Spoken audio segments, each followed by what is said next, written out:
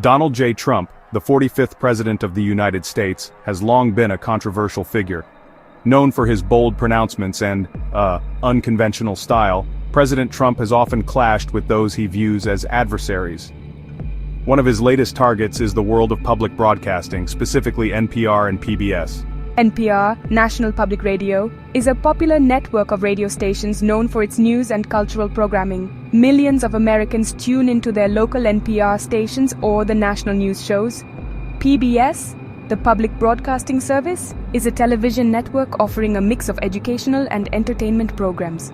PBS is familiar to many Americans, especially for its children's programs like Sesame Street. On May 2, 2025, President Trump signed an executive order that could drastically change the landscape of public broadcasting.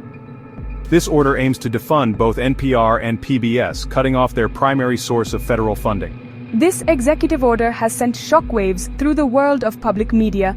The order specifically directs the Corporation for Public Broadcasting, or CPB, to cease all federal funding to both NPR and PBS. This includes direct grants to the networks and indirect funding that flows through the CPB to individual local stations. The impact of this order, if enacted, would be significant. NPR and PBS rely on federal funding for a substantial portion of their operating budgets. Losing this funding would force them to make difficult decisions about programming and staffing. President Trump's decision to defund NPR and PBS is rooted in his long-standing criticism of what he perceives as bias in their reporting.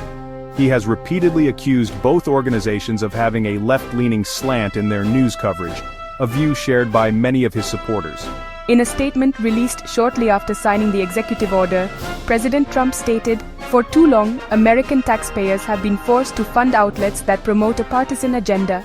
My administration is committed to ensuring that all taxpayer dollars are spent responsibly, and that includes ending the funding of biased media organizations." This statement reflects the core of the president's argument that public broadcasting, funded by taxpayers, should not be seen as promoting a particular political viewpoint. He argues that in an era of diverse media options, there is no longer a need for taxpayer-supported news outlets. Instead, he believes that public broadcasting should be self-sufficient, relying on private donations and corporate sponsorships, much like commercial broadcasting networks. This argument resonates with those who believe that government funding should be limited and that the free market should dictate which media outlets succeed or fail. As expected, President Trump's executive order has drawn sharp criticism from Democrats and advocates for public broadcasting.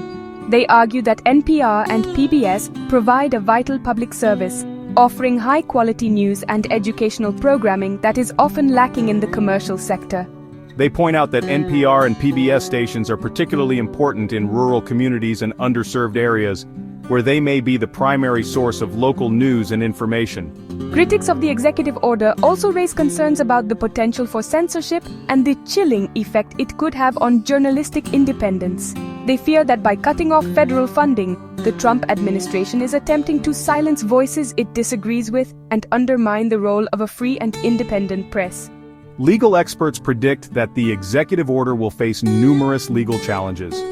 Opponents of the order argue that it violates the First Amendment, which protects freedom of the press, and that Congress, not the president, has the power to allocate federal funding. They also point to the CPB's independent status, arguing that the president cannot dictate how the corporation distributes its funds.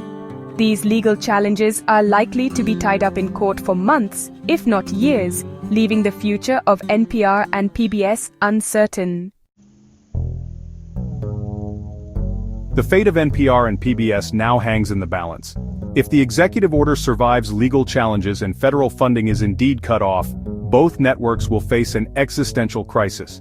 They will be forced to make drastic cuts to programming, lay off staff, and potentially sell off assets in order to stay afloat. This could lead to a decline in the quality and availability of public broadcasting, particularly in local communities that rely on their local stations. The long-term impact of this decision on American news and culture remains to be seen. Some argue that the loss of NPR and PBS would create a void in the media landscape, leaving many Americans without access to high-quality news and educational programming. Others believe that the private sector is capable of filling the gap, with new media companies emerging to cater to the demand for diverse viewpoints. Whatever the outcome, President Trump's executive order has ignited a debate about the role of public broadcasting in the 21st century and the importance of a free and independent press in a democratic society.